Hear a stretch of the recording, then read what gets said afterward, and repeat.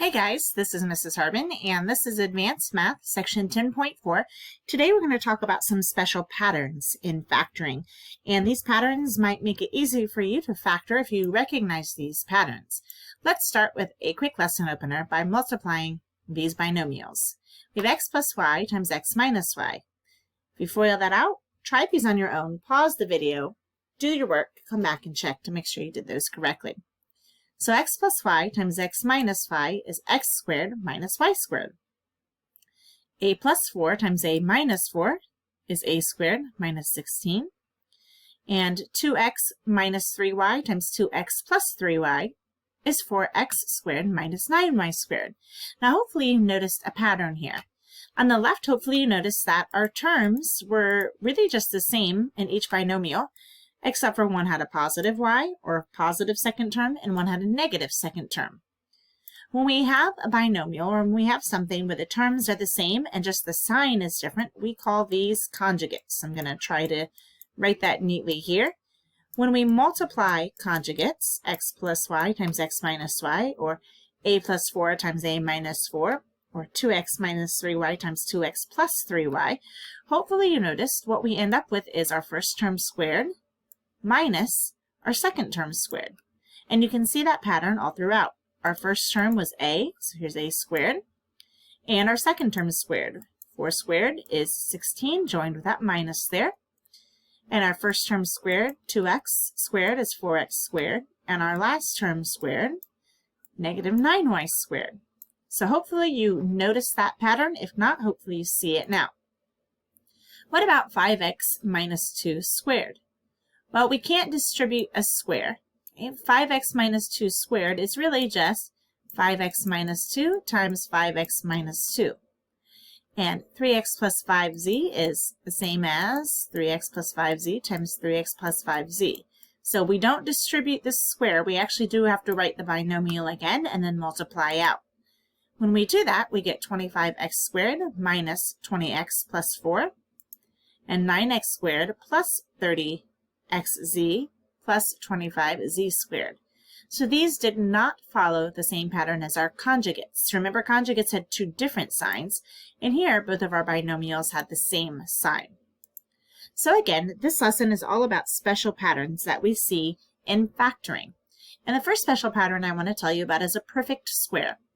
Involves perfect squares. Just as a reminder, a perfect square is an integer such as 36 or 121, which can be expressed as the square of another integer. So 36, the perfect square, is a perfect square because the square root of 36 is 6. So 6 squared is 36. And the square root of 121 is 11. Other perfect squares you have 1, 4, 9, 16, 25, 36, and they continue. And I mentioned before that you really should know mentally the perfect squares up through 15 squared. So if you don't know those yet, make sure you know those. This is 1 squared, 2 squared, 3 squared, 4 squared, 5 squared, 6 squared, and so forth. You should know up to 15 at least mentally. The product of a pair of conjugates is called a difference of two squares. That was what we did on our first warm-up slide there. Let's take a look at that again. When factoring a difference of squares, binomials produces a product of conjugates.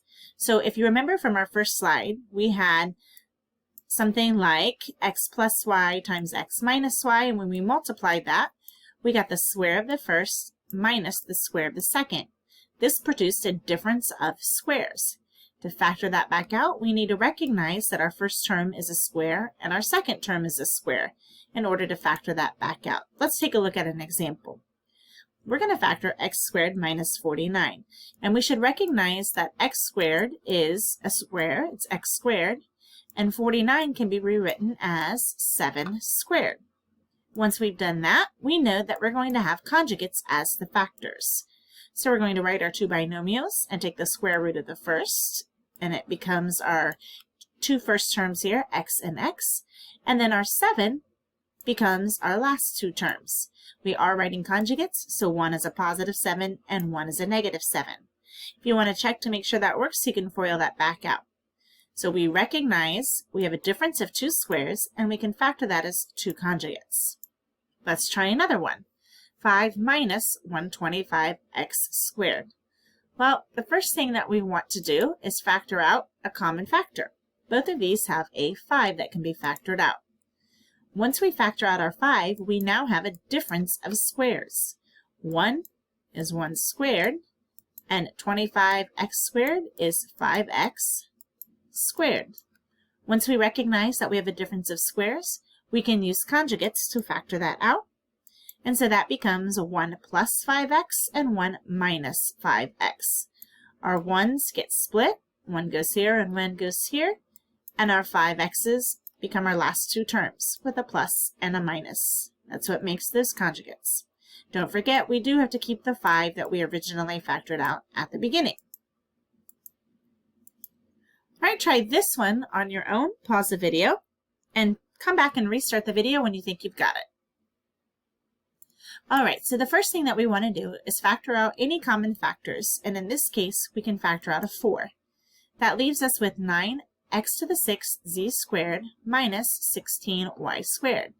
Now, not only are our coefficients perfect squares, but our variables are also perfect squares. So let's rewrite that as 3x cubed z, all of that term squared, and 4y, all of that is squared. Now, you remember me saying earlier we couldn't distribute the square to multiple terms, to a binomial. But this is just one term. So that square, that 2 on the outside, does apply to the x, the z, and the 3. It applies to everything in the one term. So don't get that confused with distributing an exponent. You can't distribute an exponent to multiple terms. This is one term. Once we have that written as a difference of squares, we can now factor it using our conjugates or using our special pattern. So we have 3x to the third z here and 3x to the third z here. So we've split it into our two first terms, and our 4y becomes our last term, plus 4y and minus 4y. A binomial, or any binomial that is a sum of squares, a squared plus b squared, cannot be factored using real numbers. So the special pattern only works when it's a difference of squares, a squared minus b squared. It does not work using a sum of squares with real numbers. All right, earlier this year, or maybe in previous math classes, you've studied this, that x plus y squared, which is the same thing as x plus y times x plus y, we cannot distribute that exponent, is x squared plus 2xy plus y squared. And x minus y squared is x squared minus 2xy plus y squared. What these are called is perfect square trinomials. They produce a special pattern for us that makes it easy to factor. The first and last terms are positive perfect squares, so both of these are perfect squares. And the middle term is 2 times the square root of the first and the square root of the second. It's twice the product. Another way to say it is it's twice the product of the square roots of the first and last terms. Recognizing a perfect square trinomial makes it very easy to factor.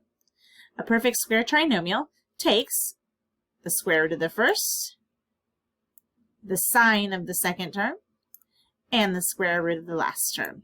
Puts it in parentheses and raises it to the second power. Completing the square or putting something into vertex form, if you're familiar with that, is one way that we create a perfect square trinomial so that it's easy to factor. If you don't know what I'm talking about completing the square or putting something in vertex form, that's okay.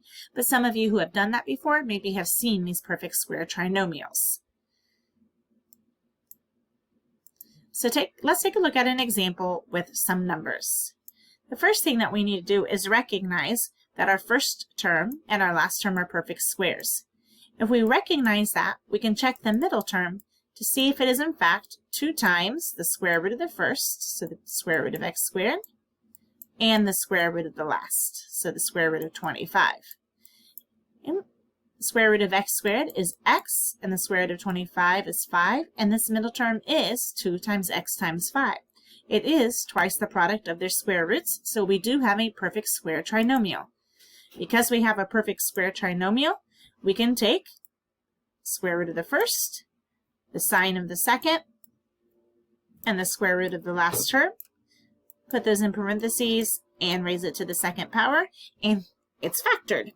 Now, we could factor this like we did in previous videos. We could do a times c, two factors of a times c that add up to b, split our middle term and factor by grouping. We could absolutely do it that way. You can do it that way every time when you're factoring. But if you're looking for a little bit of a shortcut and you recognize this pattern, this is a quick and easy way to factor without having to go through factoring by grouping. All right, let's take a look at this example. 12x squared minus 36x plus 27. The first thing we want to do is factor out any common factors. In this case, that's a 3. When we factor out the 3, we get 4x squared minus 12x plus 9. We should recognize that 4 is a perfect square and 9 is a perfect square. So we want to see if this middle term is 2 times their square roots. 2 times square root of 4 times the square root of 9, which would be 2 times 2 times 3. 2 times 2 times 3 is in fact 12. So this is a perfect square trinomial.